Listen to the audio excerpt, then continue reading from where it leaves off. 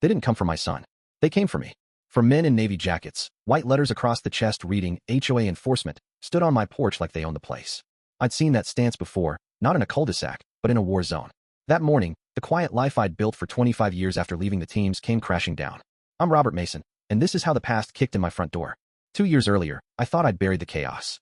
25 years with SEAL Team 6 had left me with enough sand in my boots and ghosts in my head to last 10 lifetimes. They called me the Phantom, the man who could walk a squad through hell and bring every soul home. I never liked the name. Phantoms don't get to rest. They just fade. When I turned in the Trident, I swore I'd never hear another midnight briefing, never see another flare split the dark. Just coffee on the porch, my wife Laura, and our boy Tyler, 15, lanky, still pretending he didn't care about Little League. We bought a modest ranch house on Maple Lane, just outside Charlotte. Laura hung the curtains, Tyler picked the mutt from the shelter, and I claimed the porch swing where the morning sun hit just right. I started a small security consulting firm, teaching companies how to spot trouble before it knocked. Ironic, I never thought to teach myself. Life settled into a rhythm.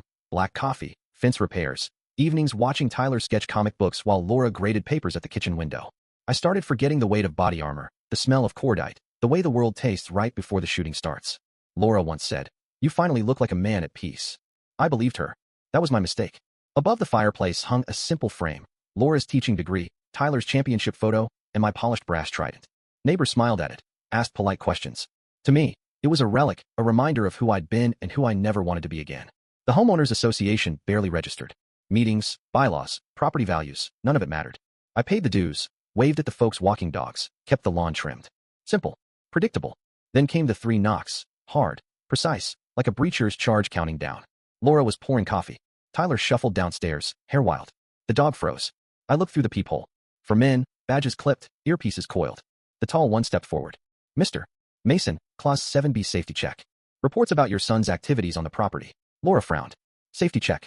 The man's smile never reached his eyes. "Standard, ma'am. Need to speak with the boy." My pulse slowed, the way it does when the world narrows to a single threat. "You're outside HOA jurisdiction," I said. His voice hardened. "Step aside. Non-compliance carries penalties." Tyler shifted behind me, curious. One of the men touched his earpiece. "Cell service died. Jammer." That's when I knew. The leader reached under his jacket. I moved first, grabbed his wrist, twisted, drove him into the second man. Knee to the third's ribs, sweep the leg. The fourth lunged. I sidestepped, used his momentum to launch him across the lawn. 15 seconds. For down. Breathing, but done. Tyler stared like he'd never seen me before. Laura whispered, "Call the sheriff." No signal. Then footsteps behind me. "Need a hand, Phantom?" It was Ramirez, old teammate, coffee mug in hand. Behind him, Dawson, eyes sharp. The leader groaned. Ramirez chuckled. "Wrong damn house." Deputies arrived 20 minutes later. Neighbors filmed. The internet exploded. Ex-SEAL assaults HOA officers. By noon, Harris, the HOA president, watched from his SUV 2 doors down, expression unreadable. I met his gaze. He drove off without a wave. That night, a drone hovered over the backyard, red light blinking. Then a package on the mat. Flashbang. Ears ringing, I shot the drone out of the sky. Inside the wreckage, a photo of my family at last summer's block party. On the back, "We see you, Phantom." 2 days later, Harris knocked again, clipboard in hand. "Community concerns," he said, eyes drifting to the trident on the shelf. He left an envelope, overdue dues I'd never received. Ramirez found the bug under the TV stand 10 minutes after he left. The next morning, an unknown caller. "They're closer than you think. One neighbor's feeding them." Click. Price showed up at dawn, 2 unmarked sedans, 3 old teammates in tow. "Volkov," he said, spreading photos on the table. The Russian mercenary I'd left burning in Aleppo, alive, scarred, running private contracts through HOA networks. Harris was the middleman. The target wasn't Tyler. It was me, to prove the Phantom could still bleed. We fortified the house, motion sensors, cameras, the works. 3 nights later, the HOA meeting. 50 residents crammed the community center. Harris paraded a thick folder, my name stamped confidential. A scarred man in a black suit entered through the side door, Volkov's lieutenant. Price's voice cut the room, "Federal agents. Hands where we can see them." Chaos. Lights out. Automatic fire shredded the windows. Civilians screamed.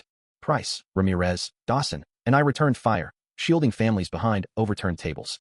I took a round to the vest, kept moving. Volkov's voice boomed outside. "Come out, Phantom. Finish what you started." We breached the kitchen, flanked through the parking lot. I found Volkov behind an SUV, floodlights carving his ruined face. "You took everything," he snarled. "Now I take yours." He lunged. I put 2 in center mass. He fell, eyes wide, finally still. Feds cleaned up the network. Harris flipped, terrified. The warehouse burned with every file, every name. 3 days later, Maple Lane looked normal again. New windows, patched drywall, neighbors waving like nothing happened. Tyler still checks the locks twice. Laura framed an anonymous note that arrived in the mail. The phantom no longer lives here. The rest of us thank him. Some nights I hear boots on gravel that aren't there. But when the sun rises over the porch swing and Laura hands me coffee, I know the war didn't win. They came for the soldier I buried. They woke him.